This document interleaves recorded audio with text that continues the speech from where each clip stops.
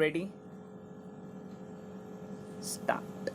When a court is considering whether punishment of termination from service imposed upon a bank employee is shockingly excessive or disproportionate to the gravity of the proved misconduct, the loss of confidence in the employee will be an important and relevant factor.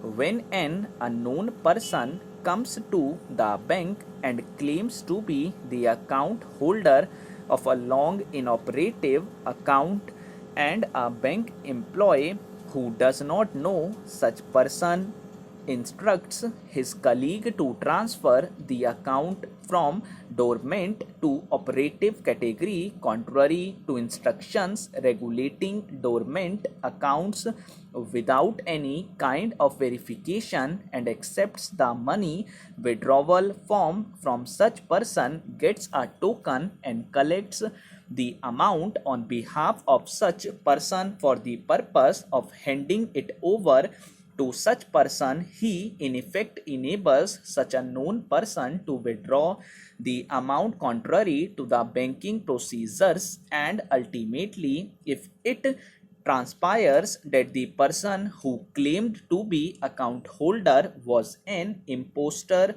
the bank cannot be found fault with if it says that it has lost confidence in the employee concerned. A bank is justified in contending that not only employees who are dishonest but those who are guilty of gross negligence are not fit to continue in its service. Several witnesses were examined to prove the charge. One of them was H.S. Sharma, who conducted the preliminary inquiry and to whom the respondent had made a statement broadly admitting the facts which constituted the subject matter of the second charge.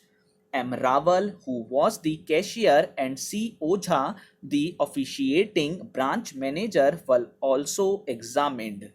Based upon their evidence, the inquiry officer found the respondent to be guilty of the second charge, and that has been accepted by the disciplinary authority.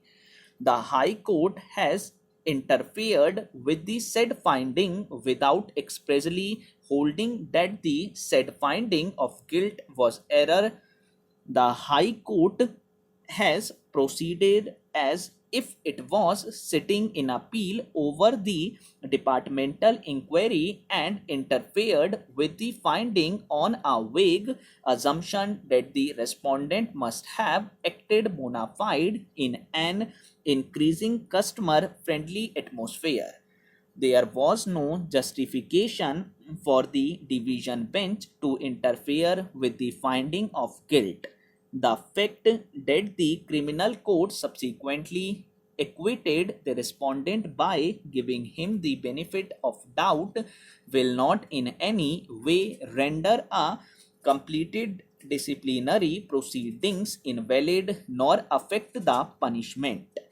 The standard of proof required in criminal proceedings being different from the standard of proof required in departmental inquiries, the same charges and evidence may lead to different results in the two proceedings, that is, finding of guilt in departmental proceedings and an acquittal by giving benefit of doubt in the criminal proceedings.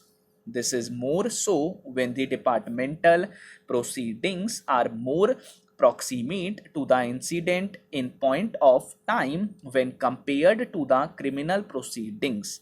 The findings by the criminal court will have no effect on previously concluded domestic inquiry. An employee who allows the findings in the inquiry and the punishment by the disciplinary authority to attain finality by non-challenge cannot after several years challenge the decision on the ground that subsequently the criminal court has acquitted him.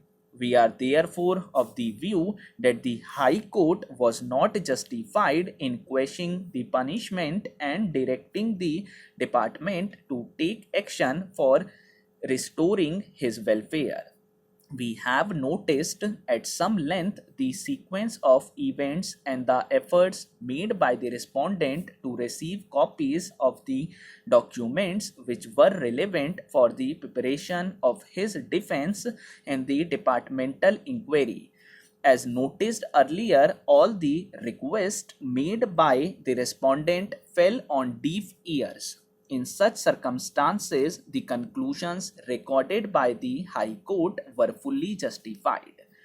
Copies of the documents which formed the foundation of the charge sheet against the respondents have been denied to the respondent on the lame excuse as projected in the pleadings of the appellant at different stages before the High Court, as well as this court, that the respondent at the relevant time was posted in the same division and the documents could have been received by him and the reply could have been given. According to the appellant, all the concerned documents were with the division in which the petitioner respondent herein was as executive engineer.